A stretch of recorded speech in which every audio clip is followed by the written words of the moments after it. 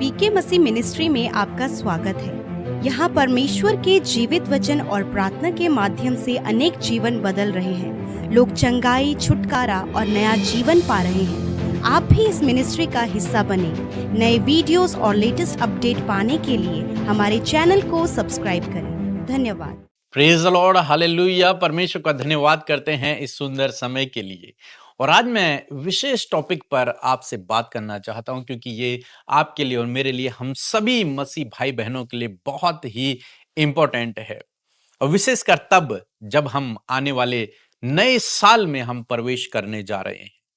इस दिसंबर महीने के बाद जनवरी में हम प्रवेश करेंगे, एक नए साल में प्रवेश करेंगे। उसके लिए हमें तैयार होना बहुत जरूरी है, क्योंकि मेरा विश्वास है इस 2026 में परमेश्वर हम सबके जीवनों में कुछ अद्भुत करने जा रहा है, कुछ बड़े कामों को करने जा रहा है। इसलिए ये समय है, जब ये दिसंबर का समय हमारे जीवन में आने वाला है, तो ये दिसंबर का समय तैयारी का समय होगा, ताकि हम जो नया साल है उसमें परमेश्वर के आशीषों को रिसीव कर सकें।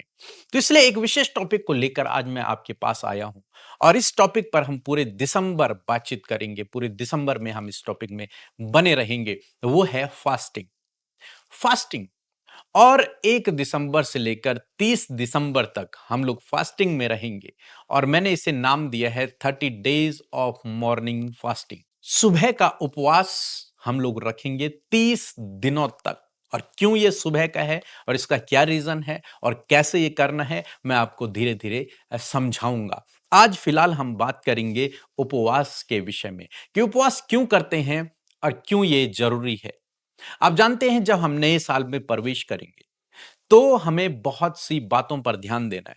अपनी आत्मिक उन्नति पर ध्यान देना है, और परमेश्वर इस नए साल के लिए आपके और मेरे जीवन से क्या चाहता है, इस बात पर हमें ध्यान देना है। मीन्स परमेश्वर की इच्छा को जानने के लिए हम इस 30 दिनों तक फास्टिंग करेंगे, ताकि परमेश्वर हम पर अपने गूढ़ भेदों को प्रकट करे, अपनी योजना को प्रकट करे, और हम आत्मिक रूप से बलवंत हों, आत्मिक रूप से मजबूत हों। इसलिए हम लोग फास्टिंग करेंगे।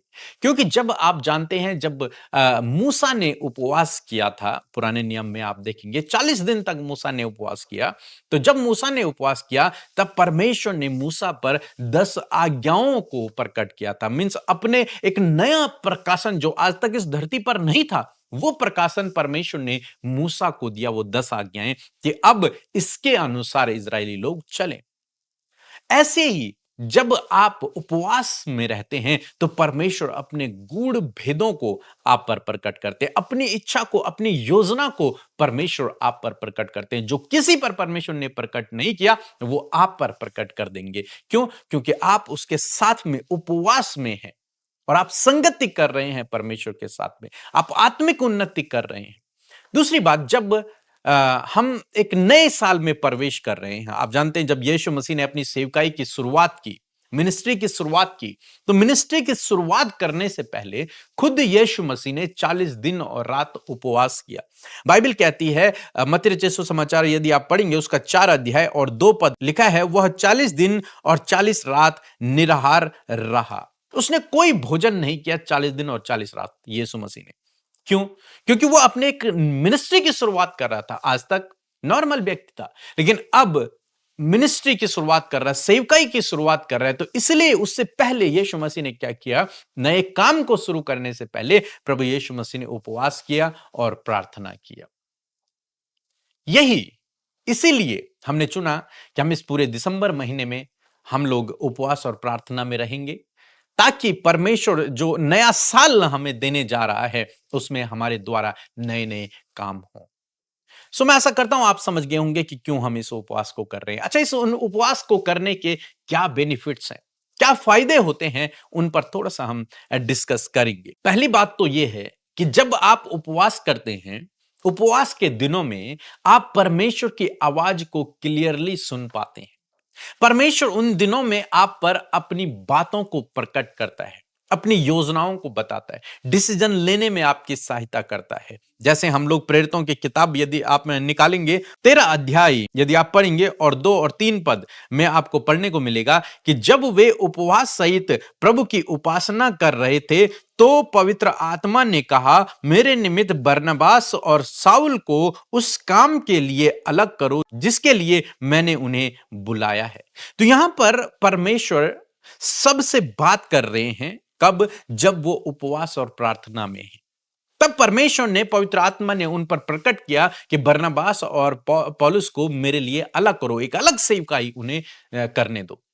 ऐसे ही जब आप उपवास और प्रार्थना में रहेंगे इस दिसंबर महीने में, तो परमेश्वर आप पर उस गूढ़ भेद को प्रकट करेंगे, अपनी योजना को, अपनी इच्छा को प्रकट करेंगे कि 2026 में आपको क्या करना है और कैसे करना है। परमेश्वर आप पर प्रकट करेंगे। बीते साल जब हम उपवास और प्रार्थना में थे, तब परमेश्वर ने इस 2025 के लिए मुझ पर कुछ बातों को प्रकट किया था और हमने देखा कि वो बातें परमेश्वर ने पूरी की। परमेश्वर ने कहा था कि इस 2025 में परमेश्वर हीलिंग, डिलीवरेंस और मिरेकल हमारी मिनिस्ट्री के द्वारा करेगा। और आपने देखा, गवाहियों में बहुत सी गवाहियां आपने सुनी जब परमेश्वर ने अद्भुत आश्चर्य कर्मों को किया, हीलिंग्स के, डिलीवरेंस के और बड़े बड़े मिरेकल के, जहां पर लंगड़े चले हैं, गूंगों ने बोला है, बहरों ने सुना है। ऐसे काम परमेश्वर ने किए। लेकिन ये कब परमेश्वर ने प्रकट किया? जब हमने उपवास किया, प्रार्थना किया, तब परमेश्वर ने हमें लीड किया, गाइड किया, हमसे बातचीत की। वही मैं चाहता हूं कि परमेश्वर आपसे भी बातचीत करे। इसलिए आपको और मुझे, हम सबको इस पूरे दिसंबर महीने में उपवास और प्रार्थना में रहना है, ताकि परमेश्वर इस 2026 के लिए आप पर अपनी योजना को, अपने प्लान को आप पर प्रकट करे। दूसरी बात हम लोग देखते हैं कि जब आप उपवास प्रार्थना करते हैं तो आप मजबूत होते हैं, स्पिरिचुअली रूप से आप मजबूत होते हैं। एक बार जब यीशु मसीह के चेले दुष्ट आत्माओं को नहीं निकाल पाए, तो उन्होंने यीशु से पूछा, आखिर क्यों हम नहीं निकाल पाए? तब यीशु मसीह ने उन्हें कहा कि अपने विश्वास की कमी के कारण, और दूसरी बात यीशु मसीह ने कहा कि कई बार ये जो बातें हैं, ये जो चीजें हैं, ये बिना उपवास और प्रार्थना के नहीं जाती हैं। तो जब हम उपवास और प्रार्थना करते हैं तो हम आत्मिक रूप से बलवंत होते हैं, और जब हम आत्मिक रूप से बलवंत होते हैं, मजबूत होते हैं, तो ये दुष्ट आत्माएं भी अपने आप हमें देख कर ही भागने लगती हैं। तो इसलिए हम क्या कर रहे हैं? इस दिसंबर महीने में उपवास और प्रार्थना कर रहे हैं। और जब आप उपवास और प्रार्थना करते हैं, तो मैंने कहा ये दुष्ट आत्माएं आपके जीवन से, आपके परिवार से भाग जाती हैं। वो आपको देखकर डरती हैं, कांपती हैं। जैसे हम यीशु मसीह के जीवन में देखते हैं, जब यीशु मसीह की परीक्षा करने के लिए शैतान यीशु मसीह के सामने आया, और यीशु मसीह इससे पहले उपवास में थे, प्रार्थना में थे, वचनों में थे, इसलिए यीशु मसीह ने उसे डांटा और वो यीशु मसीह के सामने से भाग गया। तो जब आप उपवास प्रार्थना करते हैं, तो ये दुष्ट आत्माएं भी आपको देखकर डरती हैं, कांपती हैं और भागती हैं। यहां पर लिखा है मत्ती रचित सुसमाचार, यदि आप पढ़ेंगे 4 अध्याय 11 पद पढ़ेंगे, तो लिखा है, तब शैतान उसके पास से चला गया। क्योंकि अब यीशु क्या है? सामर्थी है, कि उसने 40 दिन 40 रात उपवास किया है। अब वो सामर्थी है, उसके अंदर स्पिरिचुअली रूप से यीशु स्ट्रांग है। अब दुष्ट उसके सामने टिक नहीं पा रहा। ऐसे ही जब आप उपवास प्रार्थना में होते हैं, तो आप स्पिरिचुअली रूप से स्ट्रांग हो जाते हैं, और फिर ये दुष्ट आत्माएं आपके सामने नहीं टिक पाती। ऐसे कई कारण हैं, कई कारण हैं उपवास और प्रार्थना करने के। जब आप उपवास और प्रार्थना करते हैं, तो आप दुष्ट के द्वारा लाई गई हर एक परीक्षा पर भी विजयी हो जाते हैं। जैसे यहां पर यीशु मसीह विजयी हो गए। क्यों? क्योंकि वो उपवास प्रार्थना में थे, तब वो विजयी हो गए। आप भी जब वो उपवास प्रार्थना में रहेंगे, तो दुष्ट का हर एक हथियार आप पर नाकामयाब हो जाएगा, उसका हर एक जाल आप पर नाकामयाब होगा, और जितने हथियार आपकी हानि के लिए बनाएगा, वो सब असफल हो जाएंगे। तो इसलिए मैं आपसे कह रहा हूं, इस पूरे महीने आप और मैं, हम सब लोग उपवास में रहेंगे।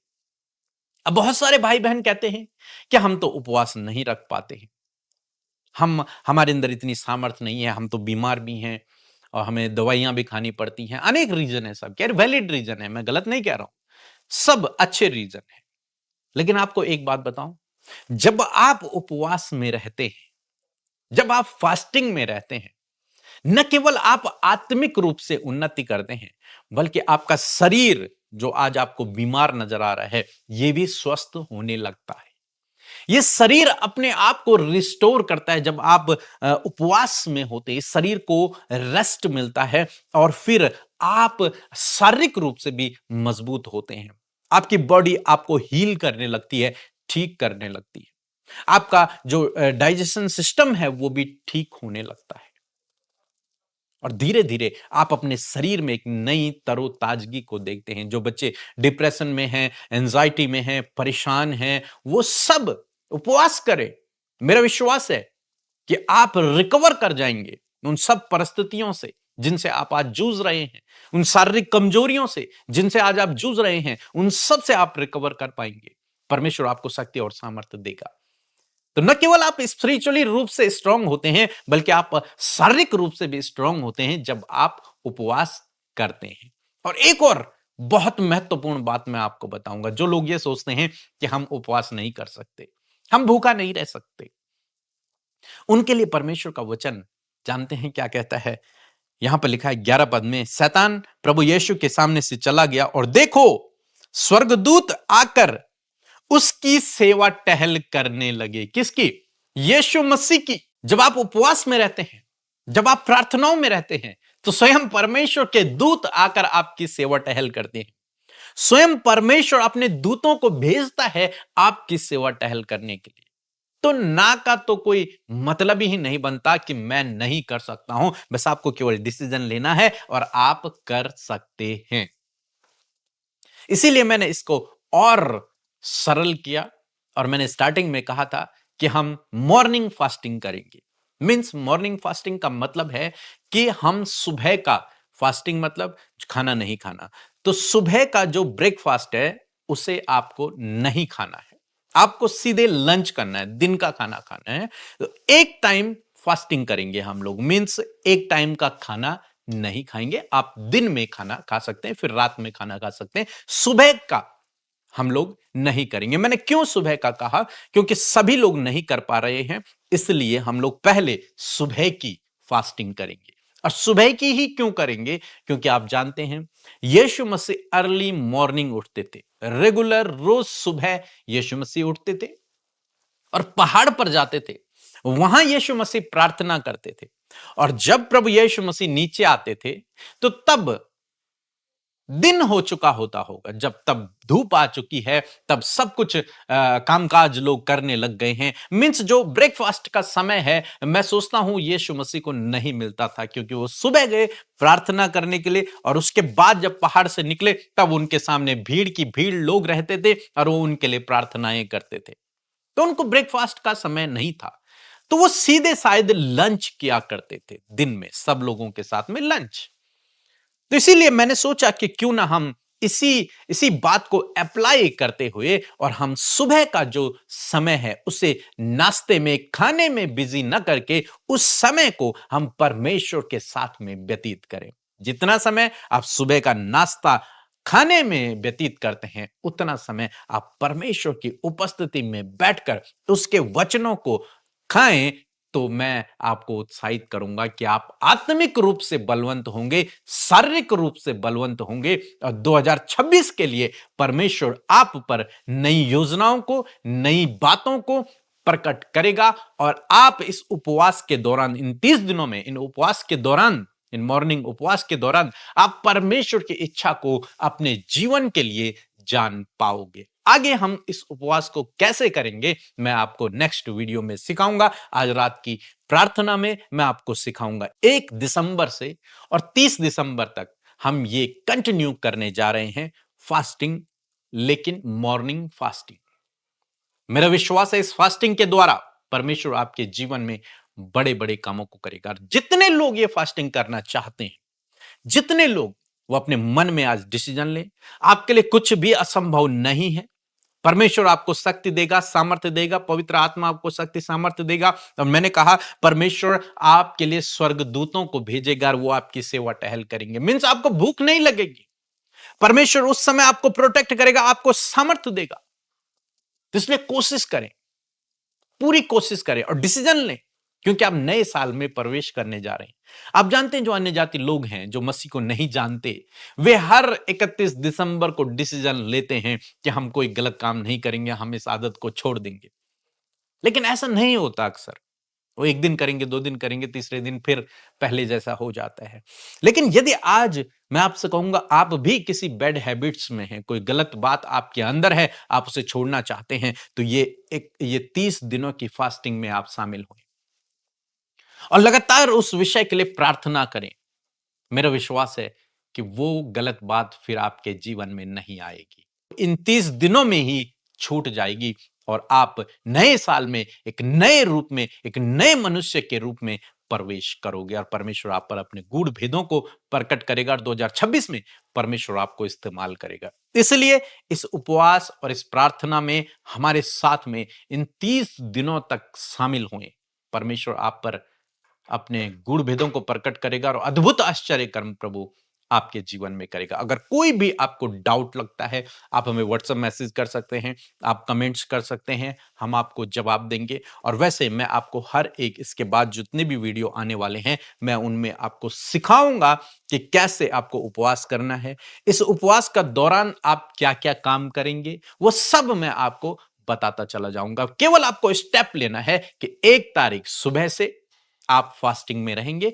मॉर्निंग फास्टिंग में 30 दिन तक हम लोग नाश्ता नहीं करेंगे, केवल परमेश्वर के वचन को खाएंगे। प्रतिदिन वो स्वर्ग से बरसने वाला मन्ने को हम लोग खाएंगे। सो मैं ऐसा करता हूं आप समझिए होंगे। सो प्रभु आपको इस वचन के द्वारा बहुतायत से आशीष दे। आमीन। ਜੈ ਮਸੀਹ ਦੀ ਸਾਰਿਆਂ ਨੂੰ। ਮੈਂ ਲੁਧਿਆਣੇ ਤੋਂ, ਮੇਰੀ ਇਹ ਗਵਾਹੀ ਆ। 2 ਸਾਲ ਪਹਿਲਾਂ ਮੇਰੀ ਬੱਚੀ ਦਾ ਹਾਰਟ ਦਾ ਆਪਰੇਸ਼ਨ ਹੋਇਆ ਸੀ। ਉਹਦੇ ਹਾਰਟ ਦੇ ਵਿੱਚ ਛੇਦ ਸੀਗਾ। ਪ੍ਰਭੂ ਯੀਸ਼ੂ ਦੀ ਕਿਰਪਾ ਨਾਲ ਵਧੀਆ ਠੀਕ ਠਾਕ ਹੋ ਗਿਆ। ਹੁਣ ਬਹੁਤ ਵਧੀਆ ਚੰਗੀ ਆ। ਅਮਦਾ ਸਿਸਟਰ ਐਂਡ ਪੀਕੇ ਬ్రో ਪੂਰੀ ਟੀਮ ਦਾ ਬਹੁਤ ਬਹੁਤ ਧੰਨਵਾਦ ਜੋ ਇੰਨੀ ਵਧੀਆ ਪ੍ਰਾਰਥਨਾ ਕਰਦੇ ਆ। ਬਹੁਤ ਸਾਰੀਆਂ ਸਾਨੂੰ ਬਲੈਸਿੰਗਾਂ, ਚੰਗਿਆਈ, ਛੁਟਕਾਰਾ ਮਿਲਦਾ। ਤੇ ਮੈਂ ਵੀ ਬਿਮਾਰ ਰਹਿੰਦੀ ਹੁੰਦੀ ਸੀਗੀ। ਮੈਂ ਵੀ ਬਹੁਤ ਵਧੀਆ ਠੀਕ ਹਾਂ। ਹੋਰ ਵੀ ਬਹੁਤ ਸਾਰੀਆਂ ਚੀਜ਼ਾਂ ਨਾਲ ਪ੍ਰਭੂ ਯੀਸ਼ੂ ਨੇ ਸਾਨੂੰ ਬਲੈਸ ਕੀਤਾ। ਅਮਦਾ ਸਿਸਟਰ ਐਂਡ ਪੀਕੇ ਬ్రో ਦੀ ਪ੍ਰਾਰਥਨਾ ਸੁਣਨ ਨਾਲ ਬਹੁਤ ਵਧੀਆ ਮਨ ਨੂੰ ਸ਼ਾਂਤੀ ਮਿਲਦੀ ਆ, ਚੈਨ ਮਿਲਦਾ। ਉਹਦੇ ਲਈ ਮੈਂ ਪੂਰੀ ਟੀਮ ਦਾ ਬਹੁਤ ਬਹੁਤ ਧੰਨਵਾਦ ਕਰਦੀ ਹਾਂ ਜੋ ਸਾਰਿਆਂ ਲਈ ਪ੍ਰਾਰਥਨਾ ਕਰਦੇ ਆ। ਅਮਦਾ ਸਿਸਟਰ ਪੀਕੇ ਬ్రో पूरी टीम ਦਾ बहुत बहुत धन्यवाद। जय मसीह दी सारे। आइए हम मिलकर प्रार्थना करें। धन्यवाद धन्यवाद धन्यवाद करते हैं प्यारे यीशु, हमारे उद्धारकर्ता, हमारे जीविते परमेश्वर। हम आपका धन्यवाद करते हैं इस खूबसूरत सुबह के लिए जो तूने हमें दिखाई है परमेश्वर। ये स्पेशल मॉर्निंग परमेश्वर प्रभु जो तूने हमें दी है, जिसमें आज हम जीवितों की पृथ्वी पर जीवित रहकर प्रभु तेरे साथ समय को व्यतीत कर पा रहे हैं। और उससे पहले परमेश्वर हम धन्यवादी हैं कि प्रभु तेरी प्रेजेंस हमारे मध्य में है। जितने भी लोग प्रभु इस प्रार्थना का हिस्सा बने प्रभु, वो हर एक जन प्रभु अपने साथ में खुदावन तेरी प्रेजेंस को महसूस कर सके पिता। सच में मेरे खुदावन ये शब्दों से नहीं पिता, हर एक बात प्रभु आपके लोग अनुभव कर सके पिता। ये प्रार्थना परमेश्वर वो खुद ही पर्सनली इस बात को एक्सपीरियंस कर सके पिता कि तू उनके साथ में है, तेरा पवित्र आत्मा उनके साथ में है। हर एक बदलाव आपके लोगों के जीवन में होता चला जा रहा है। ये हर एक व्यक्ति प्रभु जिसे बदलाव की जरूरत है, जिसके जीवन में प्रभु आपके कार्यों की जरूरत है, प्रभु उन बातों को वो एक्सपीरियंस कर सके।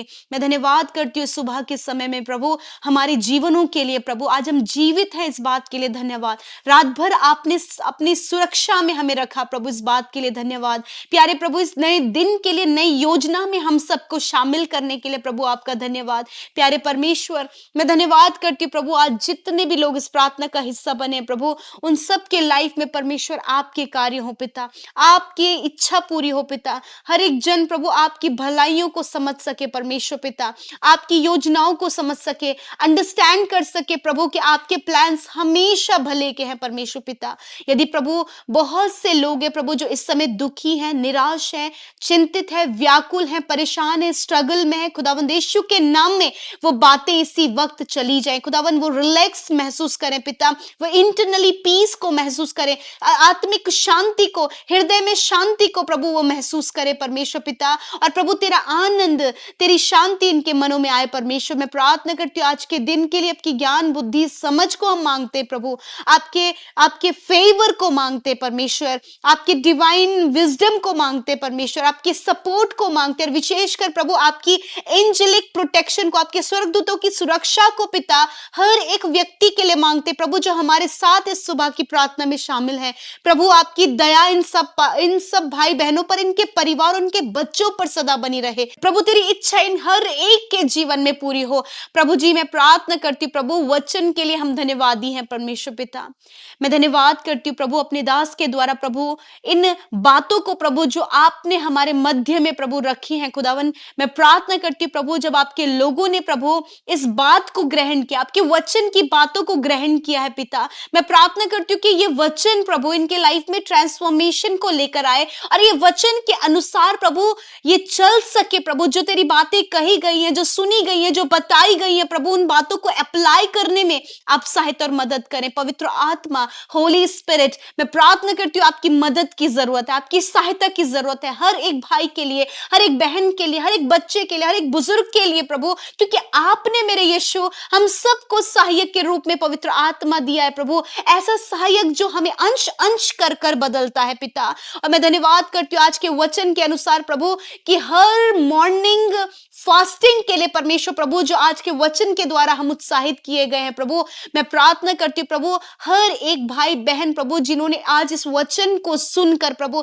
तेरे जीवित कलाम को सुनकर प्रभु ये निर्णय लिया प्रभु कि वो प्रभु 1 दिसंबर से लेकर 30 दिसंबर प्रभु उपवास प्रार्थना में, सुबह की उपवास प्रार्थना में परमेश्वर वो शामिल होंगे, उन्होंने ये निर्णय लिया है प्रभु। मैं प्रार्थना करती हूँ प्रभु आपका वचन इस बात को कहता है मनुष्य से नहीं हो सकता वरन परमेश्वर से सब कुछ हो सकता है प्रभु। जब आपके लोग परमेश्वर पिता उनके लिए टफ है फास्टिंग लेना प्रभु, जब वो बीमारी में, दर्द में और बहुत सी समस्याओं में है प्रभु, जब वो जॉब करने वाले हैं प्रभु, बहुत घर से बाहर डेली प्रभु जाने वाले हैं मेरे खुदावन, मेरे प्रभु, मैं प्रार्थना करती हूँ प्रभु जब आज इस वचन को सुनकर, जब आज आपकी वाणी को सुनकर खुदावन वो उन्होंने ये डिसीजन लिया है, उन्होंने ये निर्णय लिया है कि प्रभु ये इस मॉर्निंग फास्टिंग का हिस्सा बनेंगे और कंटिन्यूस प्रभु इस 30 दिनों तक उस मॉर्निंग फास्टिंग का हिस्सा बनकर प्रभु वो उसे कंटिन्यू करेंगे। मैं प्रार्थना करती हूं प्यारे यीशु कि होने दीजिए प्रभु पवित्र आत्मा की शक्ति और सामर्थ खुदावन